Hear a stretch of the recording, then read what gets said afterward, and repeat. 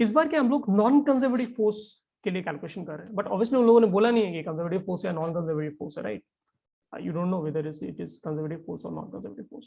तो मैं तो सिंपली प्रॉब्लम लिखूंगा, we have to just solve it and check for different paths answer same आ रहा है कि नहीं आ रहा है. अगर आंसर सेम आ रहा है, पाथ इंडिपेंडेंट है, मतलब कंजर्वेटिव फोर्स हो सकते हैं. अब है ही नहीं आंसर डिफरेंट आ रहा है, तो 100% कंजर्वेटिव बिल्कुल नहीं. So that will give us some clarity. ठीक है.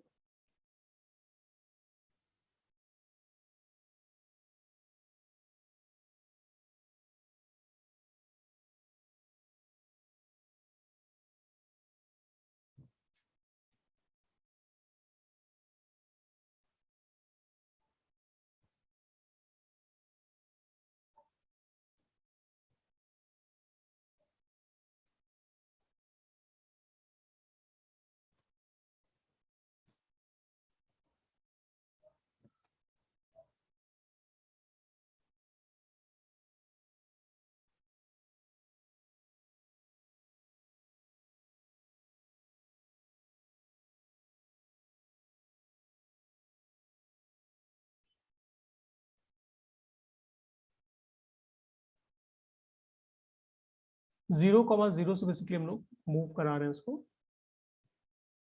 टू 1,1. ठीक है. बट पाथ दे रहता है इन the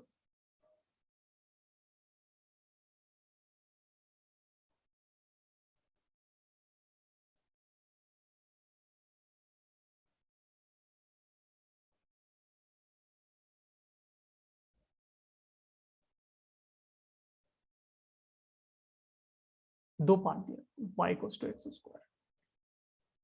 in fact let me draw a diagram for it also and then you can try.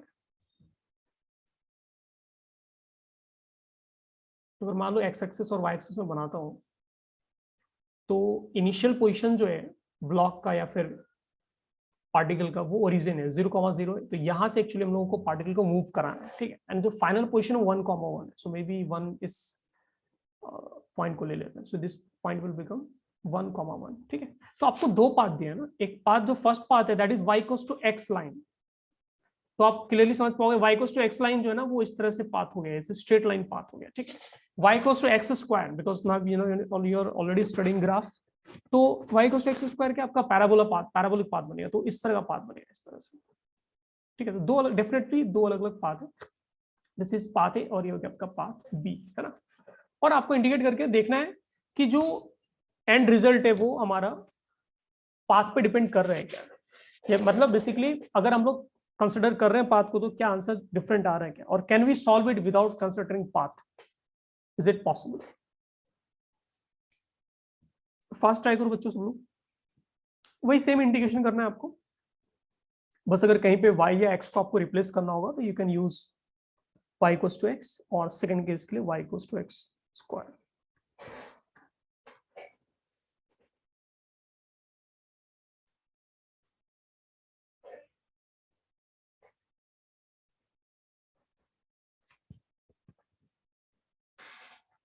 Fast try करो.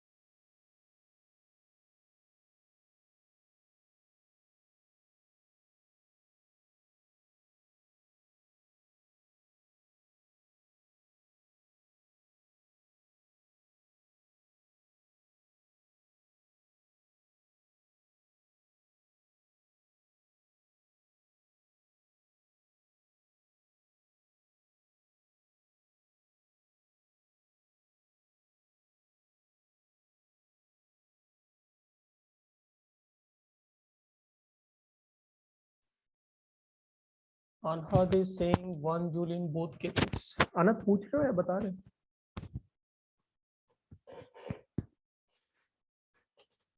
बता रहा था। Okay.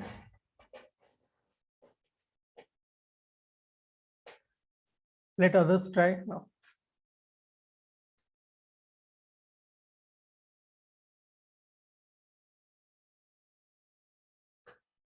Krish is saying half and 1/3. Okay. Anyone else?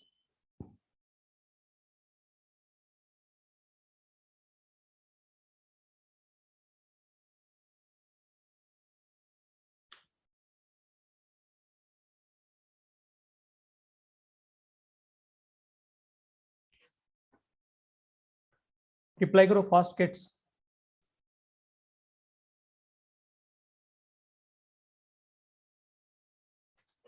और किसी का आंसर आ रहा है?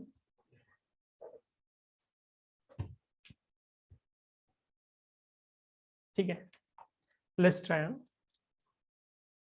Like I said earlier, integration तो वही अप्रोच सेम रहेगा, एक ही फॉर्मूला ही है एक्चुअली. बार बार केशव हाफ 1/3. नाइस. डिफरेंट आ रहा है, बेसिकली आंसर डिफरेंट आ रहा है. तो इसका मतलब ये कंजर्वेटिव फोर्स कैटेगरी में गया है. कैसे डिफरेंट आ रहा है? Let's see.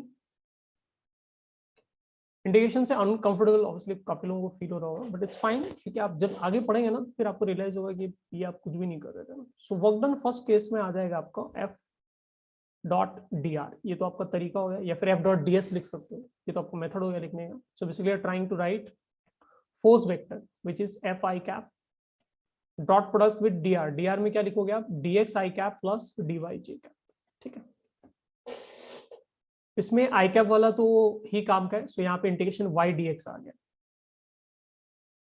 वाई की जगह एक्स लिख लो, एक्स डी एक्स हो जाएगा. तो एक्स डी एक्स का जो इंटीग्रल होता है वो एक्स स्क्वायर बाय 2 होता है ना. ये इंटीग्रेशन का एक फॉर्मूला मैं राइट साइड में लिख दे रहा हूँ. जनरली अगर एक्स रेस पर एन का अगर आपको इंटीग्रेशन मिल जाएगा तो आप ऐसे लिखो. इसको नहीं याद है तो ये रट्टा मार लेना ना.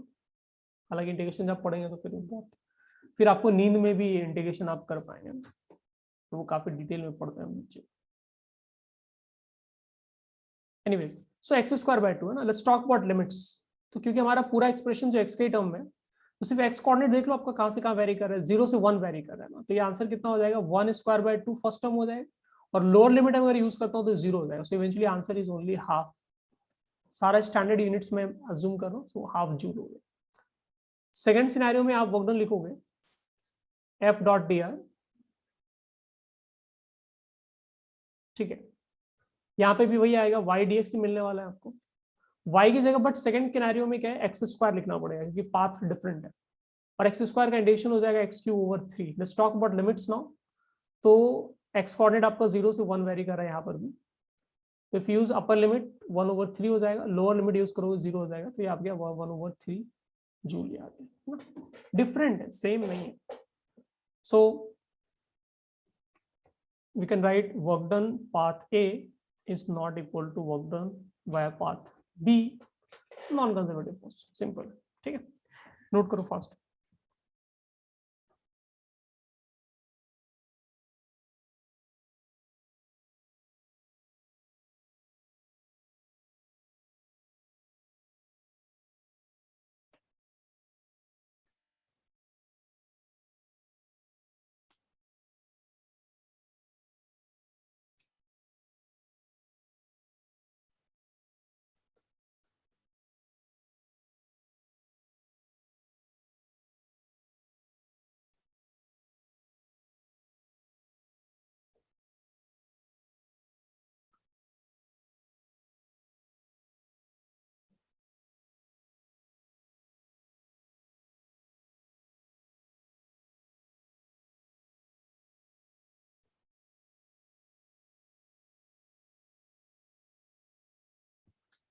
चैट पे रिप्लाई करो तो kids fast if you have already noted.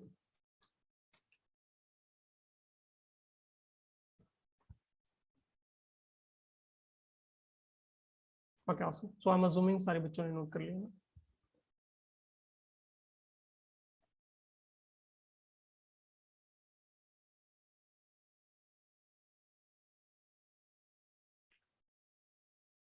So let's talk about potential energy.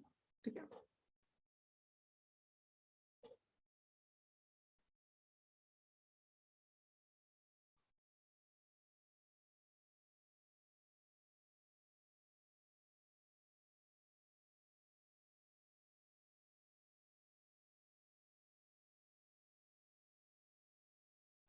Potential energy में बहुत सिंपल लॉजिक है। बेसिकली आपने कंजर्वेटिव फोर्स में या फिर कंजर्वेटिव फील्ड में कुछ चेंज किया। फॉर एग्जांपल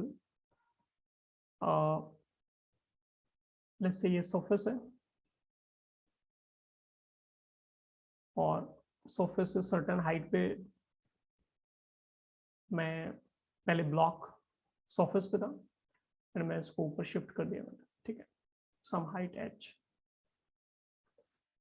तो आपने क्या किया, अर्थ के रिलेटिव में जो ओरिएंटेशन है या फिर जो डिजाइन है या फिर जो अरेंजमेंट है उसको आपने चेंज कर दिया। एंड वो करने में आपको एफर्ट लग रहा है। व्हेनेवर आई से आपको वो करने में एफर्ट लग रहा है, इट डजंट मीन कि आपका एनर्जी हमेशा आपको एनर्जी देना ही पड़ रहा है। हो सकता है किसी टाइम पे आपको एनर्जी मिल भी रहा हो। बट फिजिक्स में एफर्ट को हम लोग कैसे देखते हैं, अगर मुझे एनर्जी देना पड़ रहा है तो we will call that effort as positive value, और अगर मुझे एनर्जी मिल रहा है, मतलब मैं एफर्ट नहीं लगा रहा, एक्चुअली मुझे ही सपोर्ट मिल रहा है, तो will call that effort as negative effort. ठीक है, नेगेटिव वर्क डन आप बोलते हैं उसको।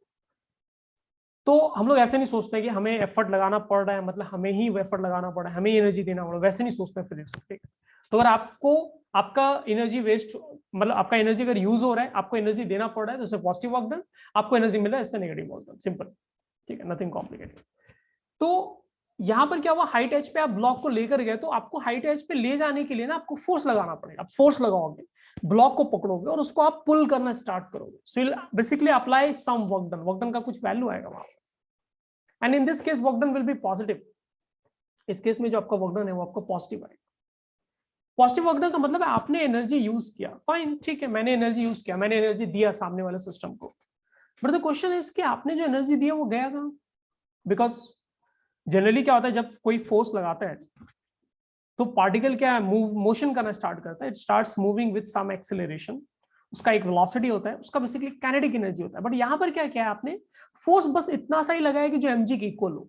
तो ब्लॉक क्या होगा, एकदम स्लोली धीरे धीरे आप ऊपर लेकर जा रहे हैं, very slow, like as slow as possible. Infinitely slow is the best term I should use, है ना। तो फिर जो आपने वर्क डन किया वो गया कहां, मतलब कहीं तो होना चाहिए। सो ऐसे बोलते हैं हम लोग कि वो अरेंजमेंट के फॉर्म में या फिर जो डिफरेंस इन हाइट है उसके फॉर्म में ना वो एनर्जी आपका स्टोर्ड है। और यहां पर आपका जो एनर्जी स्टोर्ड है, ये जो आपका एनर्जी स्टोर्ड है, that will be in value equal to W। जितना भी आपने वर्क डन किया ना उतना ही एनर्जी वो स्टोर हो गया। कैसे पता चलेगा एनर्जी स्टोर्ड है? आप क्या वहां पे ब्लॉक को फ्री छोड़ दो, आपने जो हाइट पे ब्लॉक लिया आप उसको फ्री छोड़ दो, फिर वो देखना है कि वो आपको काइनेटिक एनर्जी लेकर सरफेस पे पहुंचते हुए maximum kinetic energy equal to जितना आपने वर्क डन किया था वो रीगेन कर लेता है, उसको मिल जाता है। ठीक है, दैट मींस एनर्जी हिडन था। किस फॉर्म में? अरेंजमेंट फॉर्म में एनर्जी हिडन था, एंड दैट मैटर्स, है ना। That is what is called basically potential energy. ठीक है, तो शेप के फॉर्म में, साइज के फॉर्म में, ओरिएंटेशन के फॉर्म में, डिफरेंस इन अरेंजमेंट के फॉर्म में, ऐसे फॉर्म में अगर आपने सिस्टम है तो उसमें कुछ ना कुछ आपका पोटेंशियल एनर्जी स्टोर्ड है, क्योंकि वो सिस्टम बनाने के लिए एफर्ट लगा। फॉर एग्जांपल केस 1, और may be I should call it case number 2। Case number 2 में आप ऐसे इमेजिन करो कि इंफिनिटी तक कुछ भी नहीं है ना, लेफ्ट राइट ऊपर नीचे कुछ भी नहीं है, and then I want to bring a positive charge. Nobody is stopping you sir, आप आराम से ला सकते हो, मतलब किसी को कोई फर्क ही नहीं पड़ा, कुछ था ही नहीं उस पूरा इनफाइनाइट स्पेस तक, पूरे स्पेस में कुछ भी नहीं है, right. So there is nothing that is going to stop this charge. तो आप ये चार्ज यहां पर रखो, समझने को मैं एक सर्कल बना दे रहा हूँ या एलिप्स टाइप को बना दे रहा हूँ। दिस इज योर स्पेस, मतलब ये इनफाइनाइट स्पेस है, obviously we can not visualise it, but yes ये इनफाइनाइट स्पेस, इसमें आपने एक पॉजिटिव चार्ज रखा। मान लो सेम इनफाइनाइट स्पेस में अगर मैं एक पॉजिटिव चार्ज यहां पर रखता हूँ और सेम इनफाइनाइट स्पेस में अगर मैं एक पॉजिटिव चार्ज यहां पर रखता हूँ, दीज आर 3 डिफरेंट केसेस ना। लेकिन इन ऑल थ्री केसेस में ऑल्दो यू माइट फील, तुमको ऐसा फील हो सकता है कि ये डिफरेंट केस है, case 1 is different, case 2 is different, case 3 is different, but actually तीनों सेम केस है। क्योंकि एक इनफाइनाइट स्पेस में अगर आप कहीं पे भी एक चार्ज लेकर आते हैं, बिकॉज इज इनफाइनाइट राइट, सो कहीं पे भी आप चार्ज लेकर आओ, सब एक जैसा ही, सबका सीन एक जैसा ही दिखेगा। मतलब यू कैन नॉट से कि जैसे फर्स्ट केस में आपको क्या लग रहा है कि पॉजिटिव चार्ज सेंटर पर है, सेकंड केस में क्या लग रहा है आपको राइट साइड वाले केस में कि पॉजिटिव चार्ज लेफ्ट में है, थर्ड केस में आपको क्या लग रहा है पॉजिटिव चार्ज राइट साइड में है। सर वो आपकी गलतफहमी है, वो आपको आंखों का धोखा है, वो इनफाइनाइट स्पेस है, आप कहीं भी रखो, आप basically space right side, left side, top side, bottom side, आगे पीछे सब जगह इन्फिनिटी तक स्पेस फैला हुआ है।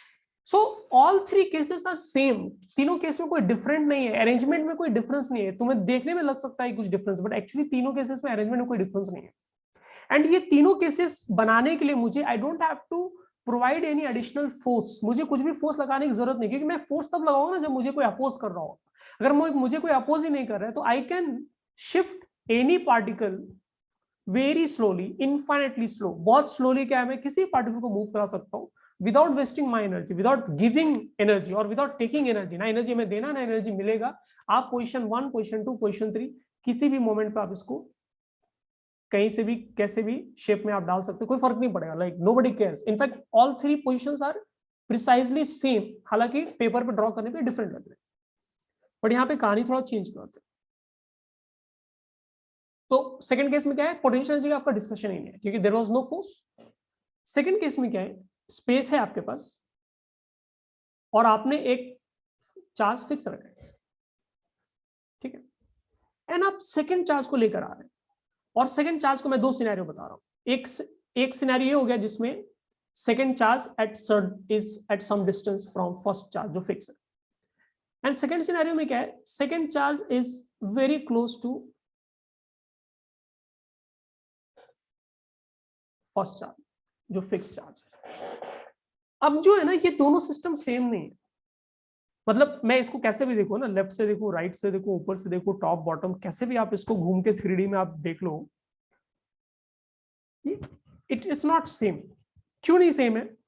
बिकॉज फर्स्ट केस में दोनों चार्जेस के बीच में डिस्टेंस जो वो डिफरेंट है, उस सेकंड चार्जेस के बीच में जो दोनों के बीच में डिस्टेंस है वो डिफरेंट है, इट्स नॉट सेम।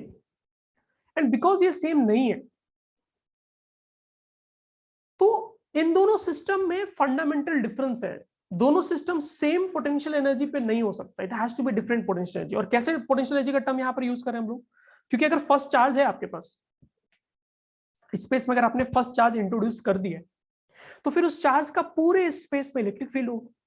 तो फिर आप सेकंड चार्ज को जब आप पुल करके लेकर आओगे तो फर्स्ट केस बनाना इजी है, बिकॉज फर्स्ट केस में क्या है, मुझे कम डिस्टेंस तक ही चार्ज को लेकर आना है क्योंकि डिस्टेंस बड़ा है इसमें, तो मुझे ज्यादा एफर्ट नहीं लगाना, तो मैं इन्फिनिटी से दूसरा चार्ज पिक करूंगा और मैं इसको स्लोली मूव कराते कराते मैं यहां पर लाके छोड़ दूंगा।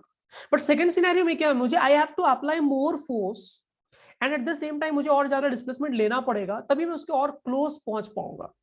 सो in third scenario, case A and case B, दोनों में क्या है, अगर ऐसा सिस्टम है आपके पास तो दोनों में पोटेंशियल एनर्जी डिफरेंट है। व्हाई? बिकॉज उस सिस्टम को बनाने के लिए, उस डिजाइन को बनाने के लिए जो आपको एनर्जी लगाना पड़ेगा दैट विल बी डिफरेंट, क्योंकि फर्स्ट केस में आप थोड़ा डिस्टेंस पे है चार्ज से, फर्स्ट चार्ज से, सेकंड केस में आप क्लोज हैं और आप जितना क्लोज आएंगे उतना आपको एनर्जी ज्यादा लगाना पड़ेगा वो डिजाइन बनाने के लिए, ठीक है। सिमिलरली अगर एक ट्रायंगुलर शेप है उसमें कॉर्नर्स में पॉजिटिव चार्ज है और एक दूसरा ट्रायंगुलर शेप है जिसमें कॉर्नर्स में बड़े बड़े पॉजिटिव चार्ज है, बड़े वैल्यू का पॉजिटिव चार्ज है, तो सेकंड केस में क्या है, वो डिजाइन बनाना ज्यादा डिफिकल्ट है, क्योंकि जब बड़ा पॉजिटिव चार्ज होगा ज्यादा रिपल्शन करेगा, have to apply more force और मुझे ज्यादा वर्क डन करना पड़ेगा, ज्यादा एनर्जी उसमें वेस्ट करना पड़ेगा to make that design possible, ठीक है। So potential energy is basically because of difference in arrangement, height, orientation, shape, इनकी वजह से जो एनर्जी उसके अंदर स्टोर्ड है that is what is called potential energy, ठीक है। सो हालांकि 11th में आप लोगों ने काफी डिटेल पढ़ा होगा, बट मुझे ये एग्जांपल देना बहुत इंपॉर्टेंट था। So it's basically energy stored, जैसे स्प्रिंग में होता है, स्प्रिंग में आपने कंप्रेस करके रखा है, because of compression, change in shape, energy उसके अंदर स्टोर्ड। कैसे पता चलेगा एनर्जी स्टोर्ड है? आप छोड़ दो उसको, स्प्रिंग क्या होगा, वापस पुश कर देगा ब्लॉक को, या फिर जो भी चीज आप उसके साथ पास रखेंगे उतना एनर्जी देके वो आपको वापस भेज देगा, ठीक है। So energy stored due to shape, orientation,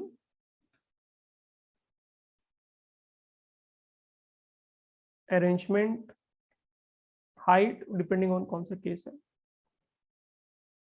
इसको हम लोग बोल रहे हैं पोटेंशियल एनर्जी, है ना। इसको नोट कर लो फास्ट।